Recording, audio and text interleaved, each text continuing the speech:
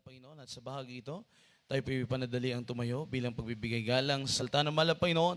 Dadalhin po sa atin natin, beloved ordained preacher, Danny Cuarteros. Praise the Lord. Praise the Lord. God bless you, beloved brother Benji. Lorian, hallelujah. Itaas po ang ating mga kamay may mahal, tapi mag-isa manalangin sa ating pinakamamahal na Panginoon. Hallelujah. O dakilang mga Diyos na makapangyarihan sa lahat. Aming pinakamamahal na Panginoong Isus, sa pangunat dalangin yung hinirang huling propeta, aming kagalang-galang at minamahal na pastor, Wildy Estrada Almeda. Hallelujah, sa oras tumahal na Pinoon sa aking pong pagdadala niyong banal minsay, ikaw mahal pong magbigay sa akin ng karunungan at maglangis. Buksan mo, mahal na Pinoon, pangunawa ang bawat isa. Hipuin mo, Diyos, sa mga puso ni mga hallelujah, kang sawayin magawa ng kaaway. Demonyo ng hadlang at paglangan lumaya sa aming kalagitnaan in Jesus' name. Praise the Lord, praise the Lord, hallelujah. Lahat magsabi, praise the Lord. Isang malakas at matunog na palakpak sa ating mahal na Panginoon, minamahal. Una-unang pinakamataas na pagpupuri, paglualhati, pagdakila, pagsamba ay sa ating pinakamamahal na Panginoong Hesu Kristo lamang. And we give double respect and honor to the man of God, our beloved noble evangelist, Pastor Wildy Estrada Almeda, and we cherish the blessed memories and teachings of our beloved noble assistant Pastor Lina C. Almeda. Sa inyong lahat, sa ating pong mga beloved viewers, magandang gabi na po sa lahat, minamahal. Palapakan natin muli ang ating mahal na Panginoon. Everybody say, praise the Lord. So sa ating pong panahon ngayon, minamahal, kailangan po natin ang tinatawag na pagtutulungan, no? Cooperation. Essential to success. So ito po ay kailangan para tayo po ay magtatagumpay. Amen. So, katulad ng ating pong pamalaan, minamahal na nanawagan na tayo po ay mag-cooperate. Nandyan po yung mga protocols, nandyan po yung mga pag-iingat. Kung maari, iwasan po yung kung wala namang importanteng pupuntahan, ay manatili lang sa bahay. No? Panawagan po yan.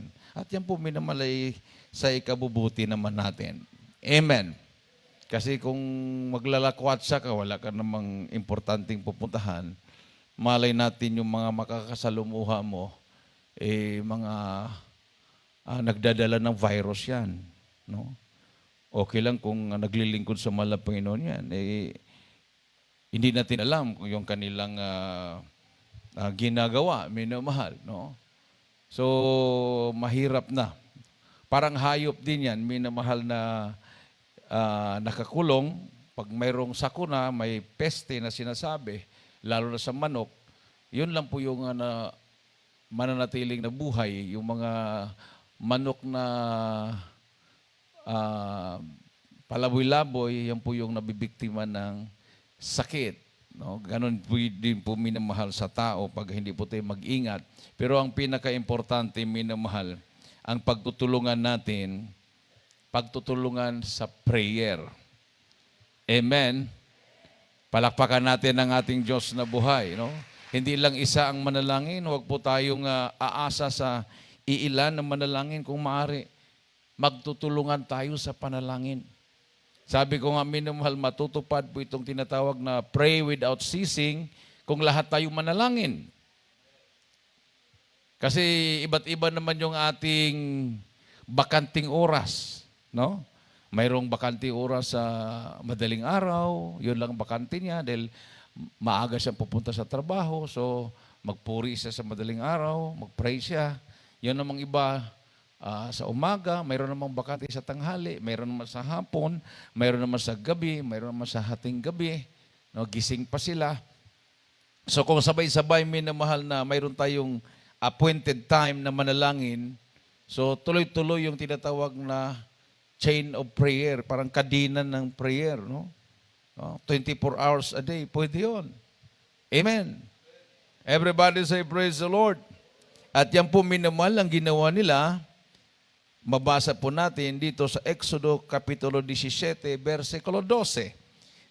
Nung napansin po nila minamahal na natatalo sila sa gera, pag ibaba ni Moses ang kanyang kamay, ang ginawa nila, tinulungan nila si Moses at sila na mismo ang nagtaas ng kamay ni Moses. Hinawakan. Dahil pag maibaba ni Moses yung kanyang kamay, matatalo sila sa gera. Ating pong basahin. 17:12 na Exodus.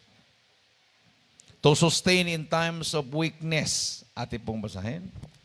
Dito sa aklat ng Exodo, ang kabanata 17, ang talata 12. 12, ito po nasusulat. Dadapwat ang mga kamay ni Moises ay nangalay, at sila'y kumuha ng isang bato, at inilagay sa ibaba, at kanyang inupuan. At inalalayan ni Aaron at ni Hur ang kanyang mga kamay, ang isa'y sa isang dako, at ang isa'y sa kabilang dako. At ang kanyang mga kamay ay nalagi sa itaas hanggang sa paglubog ng araw. Palakpakan natin ang ating mahal na Panginoon, minamahal. Everybody say, praise the Lord. O kasi pag hindi nila gagawin yon, ay talagang maubos sila, matatalo sila. O? So kailangan talagang maitaas yung kamay ni Moses. No? So kailangan yung cooperation, yung pagtutulungan. Everybody say, praise the Lord. O tingnan mo yung sa Afghanistan. O hindi nila tinulungan ng kanilang gobyerno. Ang kanilang presidente. Hinayaan na lang nilang dumami yung mga rebelde, yung mga Taliban. Nakita din ng Amerika, 20 years silang nag-stay doon ng Allied Forces, parang walang paki yung mga tao. Hinayaan na lang sila. Eh siyempre, napagod, may kapaguran din, minamahal. Napagod na siguro mga Amerikano, gumasto nilang billions of dollars para lang ma-maintain ang peace and order sa isang bansa na hindi naman nila member state. No? Hindi naman member state ang Afghanistan sa United States of America. Bakit sila magpupundo ng malaking halaga? Bakit sila magpadala ng mga sundalo para mamatay lang sa gera doon? Eh, parang walang pakialam ang mga tao doon. So nakita na parang walang pakialam. Hindi na kaya ng presidente, di sumibat na. Sumibat ang presidente, sumibat na rin yung mga sundalo ng Amerika, yung Allied Forces, Germany, Great Britain. Ayun, nataranta na mga tao, doon na sila nataranta. Talagang takbuhan na sila doon sa airport. No? Doon na sila namulat, minamahal. No? Kasi nakasandal lang sila eh. Nakasandal lang. No? Parang isang pamilya na pinabayaan mo lang yung papa mo, yung mama mo, nakasandal lang kayo, hindi kayo tumutulong, kung mamatay. Di para kang mabigla niyan. Paano ka mabuhay? Hindi ka marunong maghugas ng plato. Hindi ka marunong maglaba. Hindi ka marunong magsaing. Eh talaga naman. Kahit sabihin natin milyonaryo pa yung parents ng mga bata na yan, mapunta sila sa kapahamakan. Everybody say, praise the Lord. So, nandyan talaga yung pagtutulungan, gaano ka-importanting pagtutulungan, minmahal. So, lalo na sa kapanahunan ngayon. No? Salamat sa Malapinoon sa nakikiisa po sa ating all-night morning praises. Yung ating pong gabi-gabi na mga pagpupuri, minamahal. Malaking halaga po yan. Malaking tulong po yan, minamahal, na patibayin ang panampalataya ng bawat isa. Isang malakas at matunog na palakpak sa ating mahal na Panginoon. Kahit paunti-unti tayo. No? Nag-umpisa po tayo ng wala pang 100. Kung minsan nung nag-umpisa ako niyan, 10 lang na nakikiisa. Ngayon 100 plus na, 200 na. No? Imaginin mo yan. Yung oras na yan, mayroong 200 na gising na nagpupuri. Oh. sa buong mundo. Kasi hindi lang po Pilipinas yung mga nakikiisa sa atin. Mayroon pong sa ibang bansa, sa Amerika, may Australia, may Middle East, no? Sa Asia, sa Europe. So, at least, sabi nga ng mahal na Panginoon, gugunawin mo ba ang Sodom at Gomorrah? Sabi ni Abraham, sa 50 na tao na nagpupuri sa'yo, sumasamba sa'yo. Sabi ng mahal na Panginoon, hindi. Hanggang bumaba ng 10.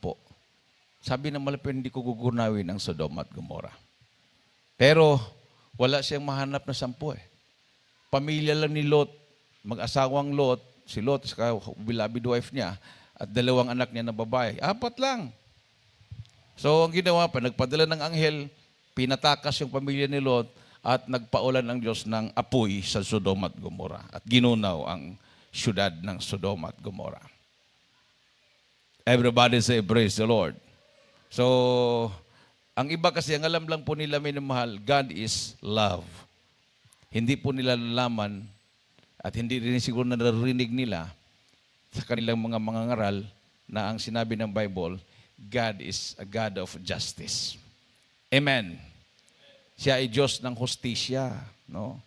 Hindi siya konsentidor sa gumagawa ng kasalanan. Talagang gugunawin talaga niya. Bakit siya naghanda ng impyerno kung walang itatapon sa impyerno? Di ba? Oh. Bakit mayroong langit? Bakit may impyerno? Kung ang Diyos pala walang paparusahan, lahat. Dahil pag-ibig ang malapi noon. Kung ang mga anghel na mismo yan nag-rebelde sa Kanya, hinulog niya, inalis niya sa langit at wala na silang kapatawaran. Mabuti ang tao, mayroon pa tayong chance na maligtas.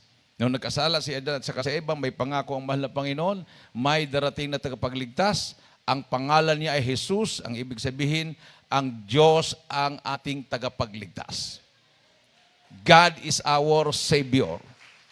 Everybody say, praise the Lord. So, ang name na Jesus, ang meaning niyan, God is our Savior. Wala pong ibang tagapagligtas, kundi ang pangalang Jesus. So, kailangan ka mabautismuhan, hindi lang sumampalataya. Kasi ang panampalataya, makamtan mo sa pakikinig. Pag sumampalataya ka na, ang pangalawa diyan, pagtalikod sa masasamang gawa. Pagsisisi.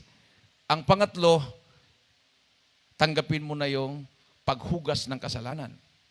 Mahugasan ka sa lahat mong nagawang kasalanan. No? Hindi ka na kailangan ipako sa cross. Hindi ka na kailangan magsakripisyo pa. Tanggapin mo lang ang offer ng mahal na Panginoon na libreng kaligtasan. Oh. Ilubog yung katawan mo sa tubig sa pangalan ni Jesus para mahugasan ka sa iyong mga kasalanan at tatanggapin mo ang kapangyarihan ng Banal na Espiritu. Ano po yung kapangyarihan ng Banal na Espiritu? Siyam po yan. Gift of healing, gift of miracles, gift of wisdom, gift of knowledge, gift of prophecy, gift of interpretation of tongues. Hindi ko na alam ang 3. So, sa 6 na nabanggit ko, pag nasa iyo yan, mapalad ka. Walang COVID na tatalab sa iyo. Nandiyan yung gift of healing. Amen? Gift of miracles. Gift of power. Gift of wisdom. Gift of knowledge. Dati hindi mo maunawaan ng Bible. Ako dati hindi ko maunawaan ng Bible. Pang-7 ko na itong Jesus Miracle Crusade. Ha? Una-una, isinilang akong Katoliko. Bininyagan akong Katoliko. Pero hindi ko maalala kung kailan yun dahil umuuha pa daw ako eh. Hindi ka talaga makakatanggi. No? Tapos nung lumaki na ako, parang pag mayroon ko nakikitang nagdadala ng Bible, parang interesado ako, pero parang nakukornihan din ako. Parang mga bakla ng mga tao na yan. Sa tingin ko parang mga bakla. Parang walang nagagawa sa mundo. Ano mamagawa nila yung bit ng Bible? Sinubukan kong sumali. Pinsan ko na saksi ni Jehovah, niyaya ako, pupunta sila sa baryo, punta tayo. Sige, sabi ko, sama ako. So tayo magpares kasi dalawa-dalawa yan eh. O, pares kaming dalawa. Ipinakain kami doon sa pinuntahan namin. O paglabas namin sa bahay, kung hindi ka sumama sa akin, hindi ka mabusog. Sabi ko, makakabusog nga. Pero one time, minamahal, merong napuntahan namin, sabi niya, Brad, talagang totoo ba talaga kayong lingkod ng Diyos? Sumagot naman yung kasama ko, opo, kami ang totoong lingkod ng Diyos. Basa ng Biblia, talagang bilis. Humahayo. No. Kung totoo kayong lingkod ng Diyos, Brad, sabi niya, mayroon kaming may sakit yan, kalalabas lang sa hospital. Dahil sabi kasi ng Bible, ipatong ang kamay sa mga masakit gagaling. Pag-pray nyo, Brad, bago kayo umalis. Sabi ko sa kasama ko, pag-pray natin. Kasi nasa Bible nga naman. Sinagot pa naman yan. Ay, wala na pong himala ngayon. Wala na. Sa panahon na lang yan ng mga apostol. Natapos sa kanilang panahon. Ang himala na po ngayon, yung the miracle of science, yung mga invention ng mga scientists. Sabi ko, ganon. Tapos tinanong ko siya, mayroon bang mga scientists na naniniwala sa Diyos? Umaasa tayo sa mga scientists, tapos itong mga scientists na to, hindi pa naniniwala sa Diyos. So mayroon siyang pinakita sa magazine, no? Ito yung scientist na mga kasama natin. No, ganyan. Ay, mayroon pa din pala. No, mayroon pa yung scientist din na kasama. No? Pero yung question ko talaga, minamahal, yung sinabi ng Bible, Jesus Christ is the same yesterday, today, and forever. Ibig sabihin, hindi lang siya sa kapanahunan ng mga apostol. Hindi lang siya nung kapanahunan nung siya'y nagkatawang tao. Siya ay noon, ngayon, at magpakailanman. Walang pagbabago. Amen. Ang balita ko, minamahal, yung mga sinasamahan ko dati, nung dumating itong bakuna, sila yung unang nagpabakuna. Takot na takot sa COVID. Dahil wala na nga silang paniwala sa himala. Hindi po natin sila masisisi. Sabi ko, mahal na Panginoon, kasi naaawa ako doon sa may sakit eh. Sabi niya po, hospital. Sabi niya, galing lang nga kami sa hospital, Brad. Sabi naman niya, doon sa sa mamahaling hospital. Kung hindi kaya, baka wala silang equipment, hindi kulang sila ng kaalaman. May mga magagaling na hospital. Mahal yun, Brad. O di, gumasto kayo.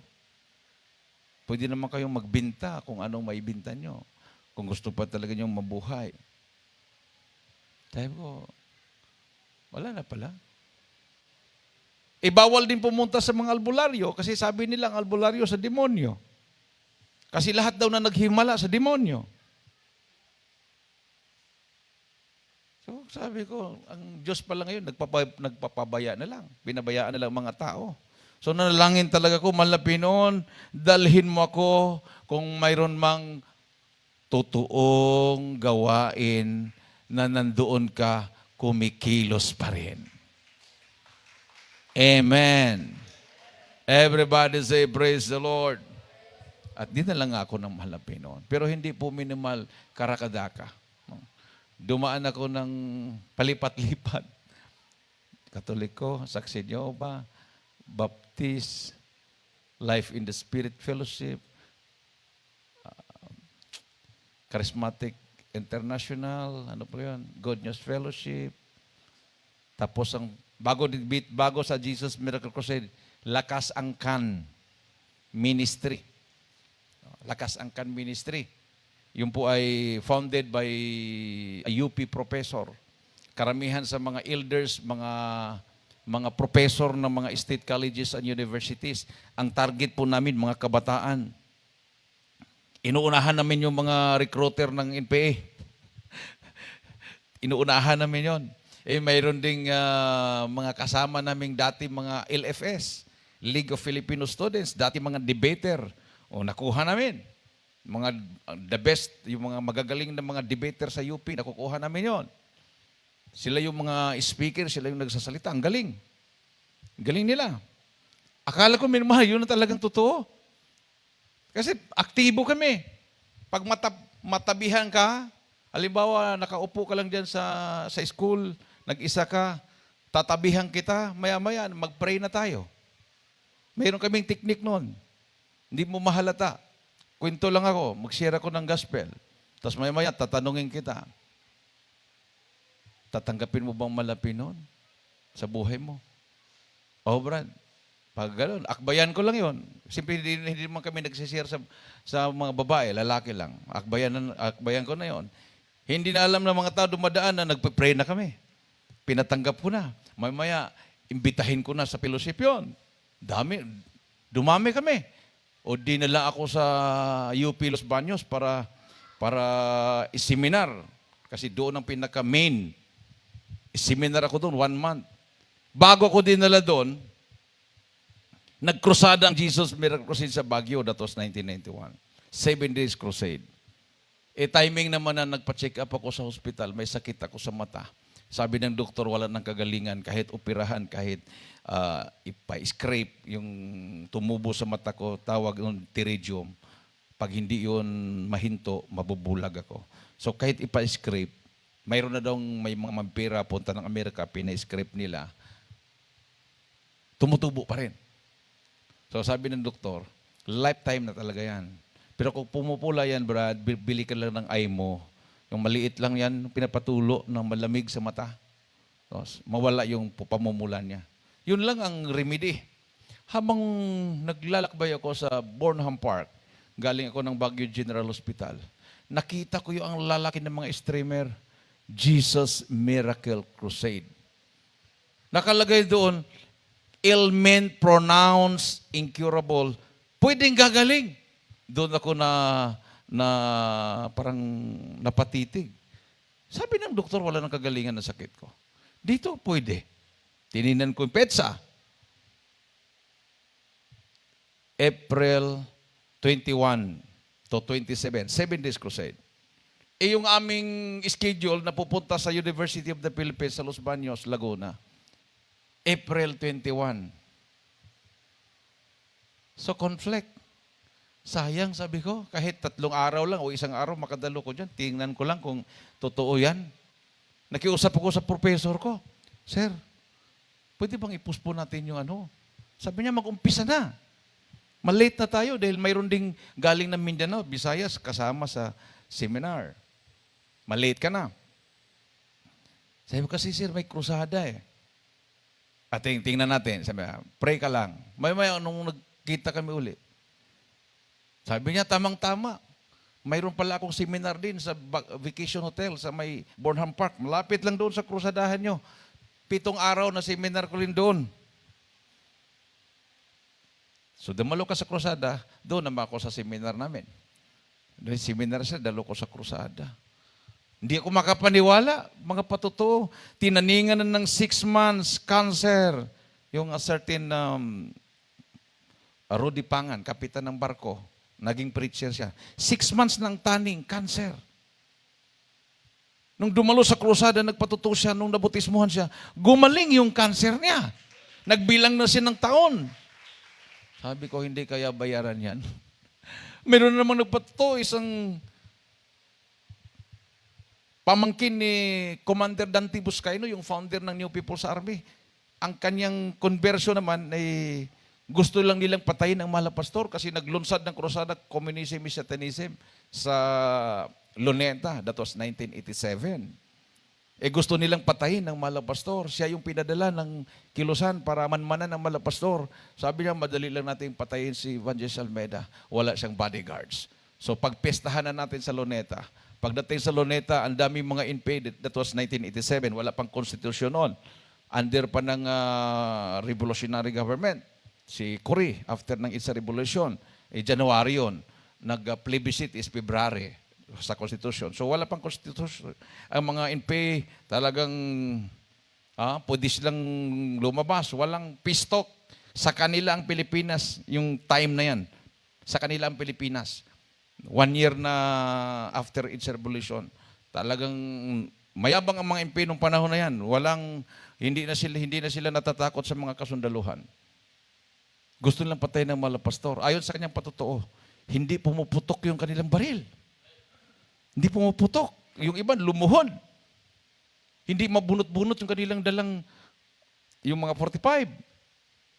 Tapos nung umuwi sila ng Tarlac, pinaputok nila yung kanilang mga armas, pumuputok. Ayun. Sabi ko, parang kakaiba. Parang kakaiba to. Gumaling cancer, tinaningan na, pati baril hindi pumuputok. So, kakaiba. Sa dami kong dinaanan, wala akong narinig na ganon. Hindi naman mga anting-antingan. Kasi Biblia yung pinanghawakan. Sabi ko, tamang-tama. Mamaya, magpa-pre-over ako. Magpa-pre-over ako mamaya. Nung nag-preach na, ang tapang ni Mala Pastor, sabi ni Mala Pastor, mayroon dito.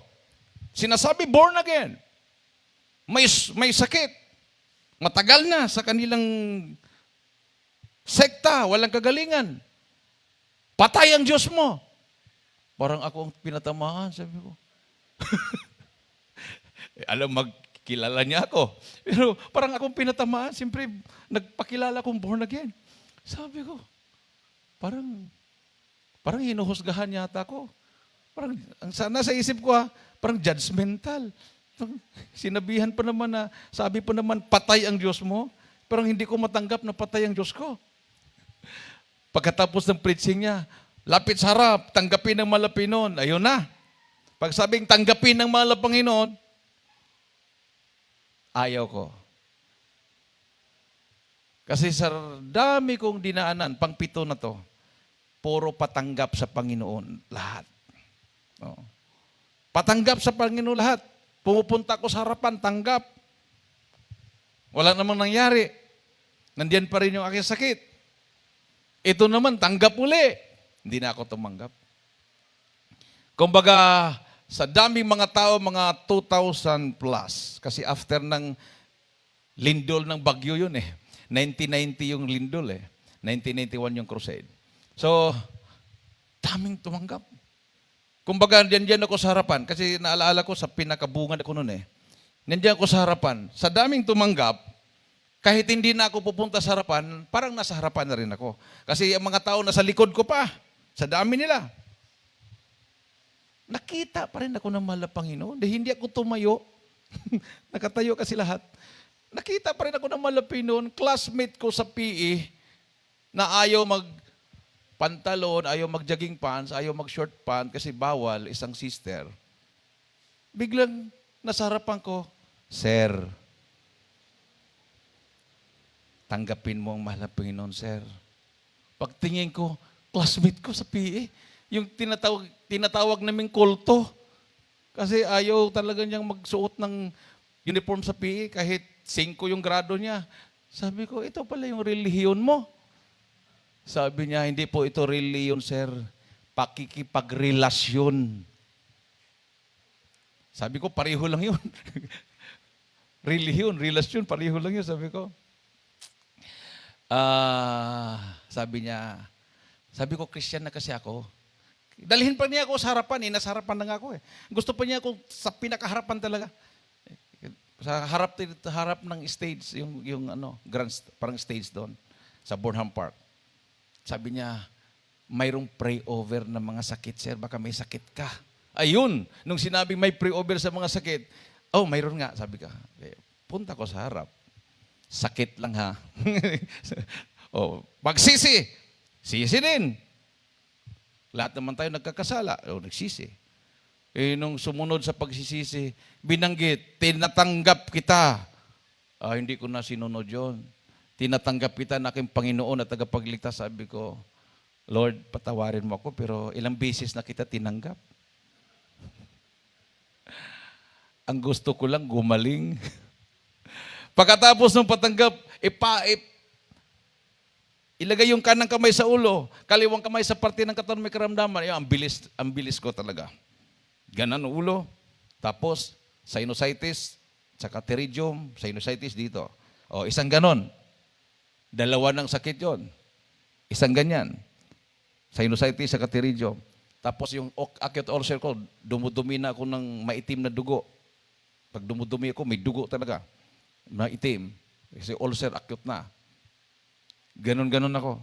Eh kung mayroon pang sakit sa baga, parang mag-sign of the cross na ako. Ganyan. Ilihas dito. Tapos talo ng 3 beses. O di sumunod din ako, tumalo na ako 3 beses. Tapos na.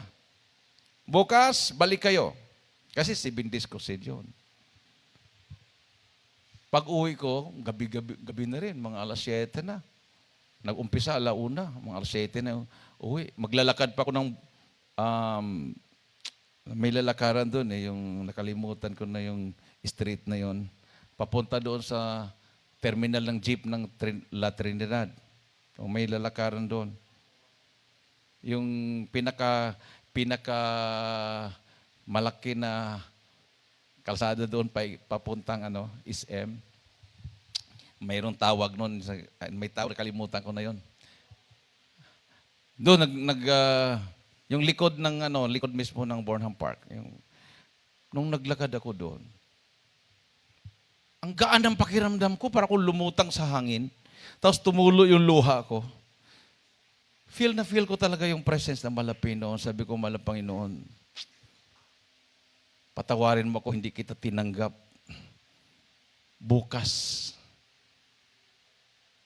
tatanggapin na kita. Kasi natakot ako, minamahal, baka bigla akong mabangga at mamatay, may impyerno ako, hindi ko tinanggap ang Malapinoon eh. Gusto ko lang gumaling. Pero sabi ko, gumaling kaya ako? Basta tumulo yung luha ko, napayak ako habang naglalakad.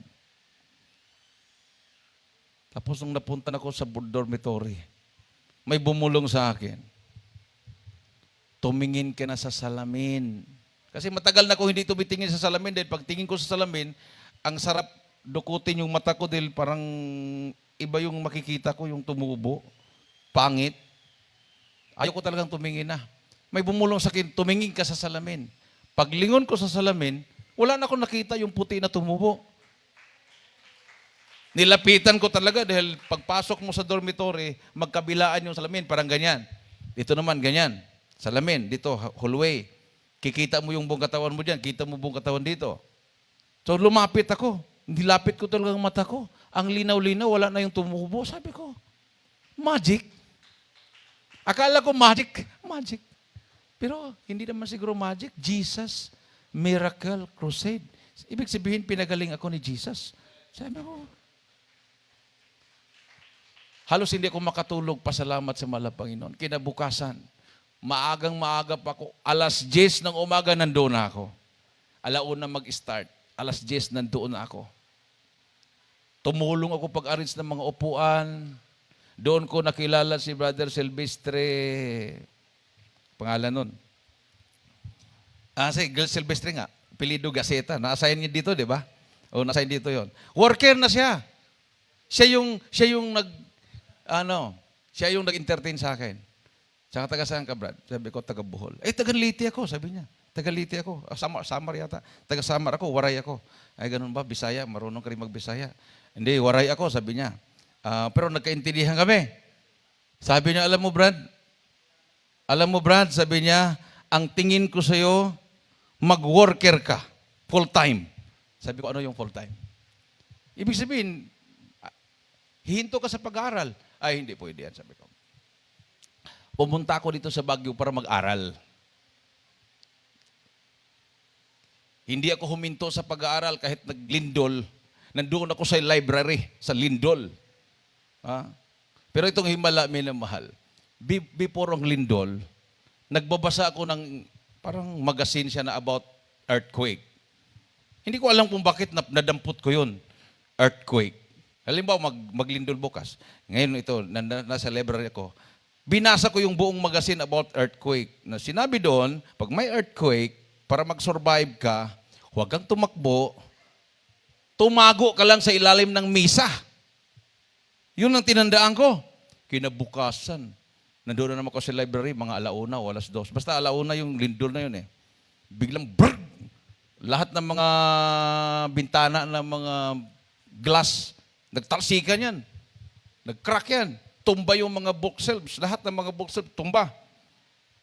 Ang pumasok sa isip ko, tumago doon sa ilalim ng table.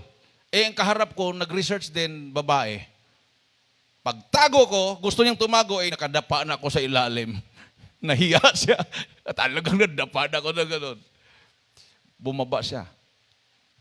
Habang naglindol, may aftershocks. Basta kumikit na ako, pagpikit ko, nakalimutan ko na ang mundo. Hindi ko alam kung namatay na ba ako doon o basta nakatulog ako. Nandun na sila sa lahat sa labas. Sabi doon nung padlakan na natin to. Wala na bang tao? Sabi nung kasama ko doon sa third floor kami. Sir, mayroon. Mayroon akong kasama sa lamesa. Nagtago sa ilalim ng lamesa, sir. Hindi bumaba. O di inakyat. Inakyat. Ginising ako. Brad! Saraduhan na yung library. Baba na. Bigla kong nahimasmasan. Ako, ano ba? Nakatulog ba ako? Ano? Pagtayo ko ng ganun, tumba lahat. Tapos pagbaba ko doon sa hagdanan, daming dugo. Paglabas ko sa library, daming umiiyak, may mga sugat, natamaan ng mga glass, may natumbahan sila ng mga bookshelves. Ako, wala akong sugat kahit kunti. So, maalala ko, minamahal, hindi pa nga ako dumalo sa Jesus Miracle Crusade, iniingatan ako ng mahal na Panginoon. Everybody say, praise the Lord. Isang malakas at matunog na palakpak sa ating mahal na Pinoon, minamahal. So, makikita mo, hindi po tayo ang nagdala sa sarili natin dito. Amen. Sa mga nanonood po sa ating webcast, hindi po ikaw ang nagdala sa sarili mo para magtiyaga ka diyan sa panunood. Ang Diyos ang nagdala sa iyo. Di ba sabi ng Bible, you have not chosen me, I have chosen you. Hindi kayo ang pumili sa akin, kundi ako ang pumili sa inyo. Amen. So kung halimbawa, minamahal, ako dito nangangaral at ang pinapangaral ko dito ay ayaw ko ng bakuna, yun ang kalooban ng Diyos. Dahil ang Diyos ang nalagay sa akin dito. Amen. Sabi ng Marpin, you have not chosen me, I have chosen you. So pag ikaw ay pinili na malapinon at ilagay ka sa pulpito at mangaral ka, ang susundin mo ang Diyos na naglagay sa iyo. Amen. Everybody say, praise the Lord.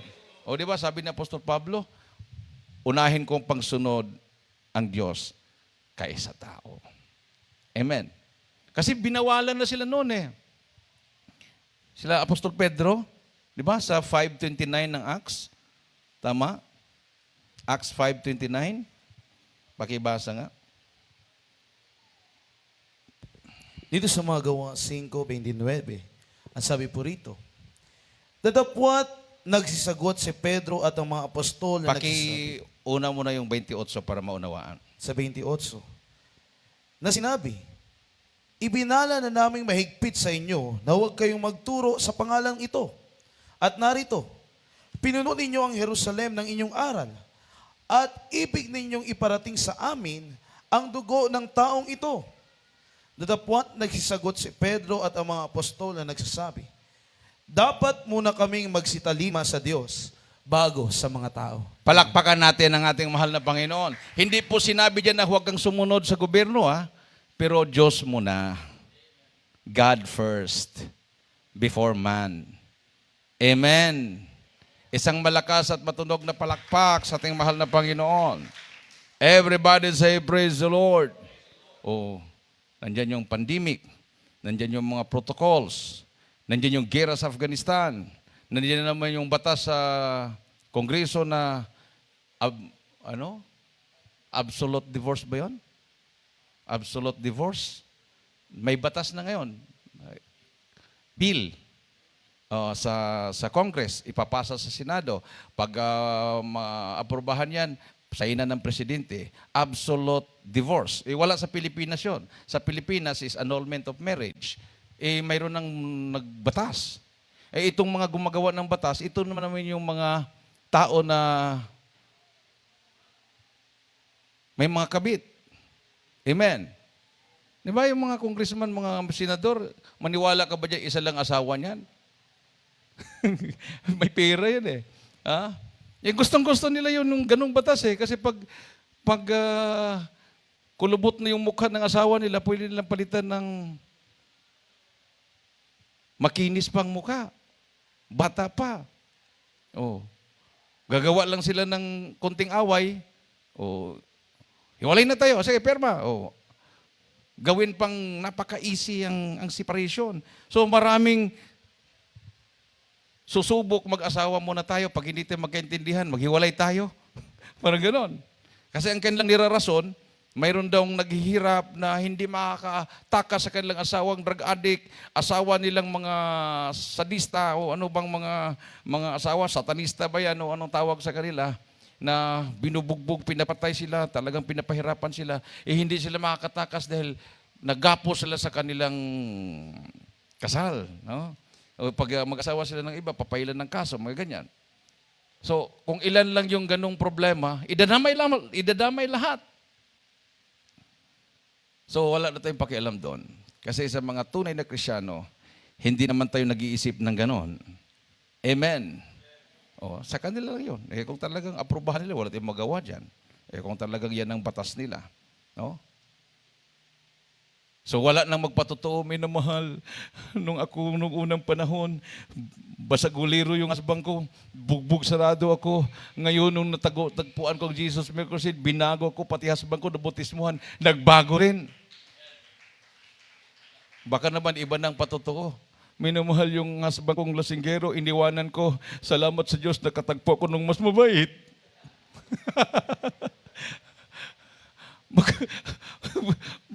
baka ganun na yung patotoo. Panglima ko na minamahal itong bago kong asawa ngayon. Dinivorce ko yung una, dinivorce ko pangalawa, pangatlo, dinivorce ko, pang-apat, dinivorce ko. Ito pang-5. Baka ganun mangyari na. Sa Amerika ganun eh. Pastora, lumago yung kanilang congregation o maabot na ng 1,000, nagkahiwalay, pastor sa kapastora, nag-divorce, hinati ang membro, tag 500. Oh. Hinati din yung anak. Talaga naman. Nandiyan si Satanas. Ha? Parang nagtatagumpay siya, pero in a short time. Kasi sabi naman talaga ng Bible si Satanas ay mamamayagpag. Pero sa sandaling panahon lang yan. Di ba? O sabi dito, an unparalleled time of great tribulation will come upon the world. Satan will seek to dominate the earth through a man and system described as the Antichrist. The beast or the Antichrist and his false prophet will establish a religious. Ito yung pinag-usapan ng mundo ngayon dahil sa Afghanistan. Dahil daw sa reliyon, nagkagulo-gulo. So, papasok na naman ng United Nations yan, mag-isip na naman sila ng paraan para masolusyonan ang kaguluhan sa reliyon. So, mag-establish ang Antikristo ng isang relihiyon, isang politika, one religion, one politics, and one economic system to control the world.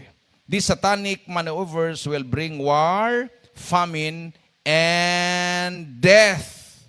Gera, gutom, at kamatayan. Everybody say, praise the Lord. Oh, hindi solusyon, kundi lalong lalala. Magkaroon ng gera, magkaroon ng gutom, magkaroon ng kamatayan. Natural, kamatayan ng resulta sa gutom. Amen. Kamatayan ang mangyari sa gera. Yun nangyari sa Leyte, di ba? Leyte ba yung Samar? Eastern Samar. Sa Dolores. O, natagpuan through intelligence. Natagpuan yung pinakamalaking kampo ng New People's Army. Sa bundok ng Dolores, Eastern Samar. Natagpuan. Hindi makapunta-punta yung mga sundalo doon kung lusubin nila dahil daming mga landmines. Doon pa lang sa dadaanan nila, patay na sila doon. Nakaikot ng landmines. Ginamitan ng drone. Ibig sabihin, ginamitan ng drone, nakita sila nandoon. Ginamitan niya ito ng F5. Yung F-50 ba yung plane? Yung fighter plane. Yung ang bilis ng tapos may missile. Tinira ng missile yun. Tshug! Durog. Oh. Yun ang cause ng kamatayan. Gera. Amen. Gutom. Dahil sa gera, wala na makapagtanim, wala na makapag-harvest, katulad sa Afghanistan. Iniwanan yung mga negosyo, sarado mga negosyo, takbo sa airport. Okay lang kung pagdating sa airport, may aeroplano kaagad at makalipad sila. Kung paglipad na saan sila pupunta, sino namang magpakain sa kanila doon? Sabagay, kung dala-dala nila ang pera nila. Bagsak ang ekonomiya nila, mabuti kung may value pa yung pera nila. Gutom talaga. Mayroon daw gusto dito sa Pilipinas. Baka pagdating sa Pilipinas, may mag-organize na naman sila dito ng mga terorista. Magkagulo-gulo pa tayo, minamahal. So, ingat din ang mga bansa. Gera, gutom, tas kamatayan. So, anong pinaka-safe? Maglingkod sa mahal na Panginoon. Amen. Isang malakas at matunog na palakpak sa ating mahal na Panginoon. So mapalad ang Pilipinas, minamahal din nandito ang tunay na mga lingkod ng Diyos, nandito ang propeta ng mahal na Panginoon, nahahadlangan. Bago lang, mga ilang few days ago, mayroon nagsuggest, mali pala ko nung sinabi kong Lopez, Concepcion pala yon, Joey Concepcion. Sabi niya, ang papasukin lang sa mga mall, sa mga restaurant, yung mga vaccinated. Inupos yan. May kumontra. Hindi pwede. Or at least hindi natuloy. So ibig sabihin, minamahal, sa ating panahon, hindi pa makakilos si Antikristo, ang pamahalan ni Satanas, dahil nandito pa ang mga tunay na mga anak ng Diyos. Amen. Pag rapture na, pag wala na tayo, ay mamamayagpag na siya. Maghari na talaga yan. At magkatotoo na yung one religion, one politics, one economy. Pero a short time lang yan. Tapos bababa si Kristo kasama sa rapture. Bababa kasama ni Kristo at siya ay makipagdigma sa mga armies ng Antikristo at ang kaharian ng Antikristo ay wawasakin niya at maghari si Kristo sa loob ng 1,000 taon. Amen. Sinabi dito, minamahal, at the close of the tribulation, the satanic armies will gather at the valley of the Armageddon to crush all opposition, seeming victorious, sila ay magtatagumpay, they will march to Jerusalem to claim their prize. Then Jesus Christ will physically return to earth with His saints, descending to the Mount of Olives, sa Jerusalem to minamahal. And the Jewish nation will recognize Jesus Christ as their Messiah, and He will destroy the beast and his armies. So yung Antikristo, wawasakin niya. Jesus will establish His kingdom on earth for 1,000 years, often called the millennium. And the saints will rule with Jesus Christ. Satan will be bound, gagapusin si Satanas, but the end of the age, he will be lost for a short time. He will foment a final rebellion which God will destroy with fire from heaven. Then will come the last or white throne judgment. All those not in the book of life will be cast into the lake of fire. Ito po yung tinatawag na impyerno. There to be separated eternally from God. God will destroy the present world and create a new heaven and a new earth. The saints will live with Him forever in the new Jerusalem. Palakpakan natin ng malakas na palakpakan ating mahal na Panginoon. Everybody say, praise the Lord. So, sabi dito, minamahal, the Bible describes many signs that will precede Christ's second coming. And they are being fulfilled today. They are being fulfilled today. The present age will soon end. Despite different ideas about prophetic details, several key truths are evident from any literal interpretations of the Bible. So number one, Jesus Christ will soon return to earth physically. Siya po ay bababa physically, makikita siya. Number two, no one knows or can set the time of His coming. The church must be ready at all times. Dahil wala nga nakakalam kung kailan, so kailangan tayo po ay handa at all times. So number three, every person will face Him in the judgment to receive either the reward of eternal life or the punishment of eternal death.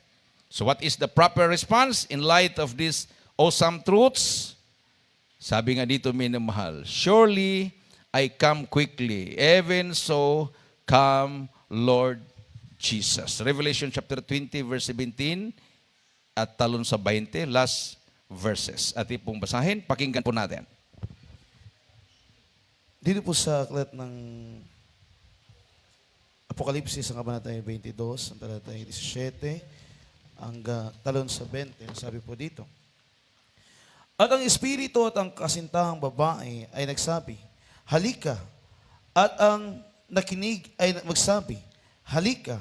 At ang nauuhaw ay pumarito, at may ibig ay kumuhang walang bayad sa tubig ng buhay. Sa 20.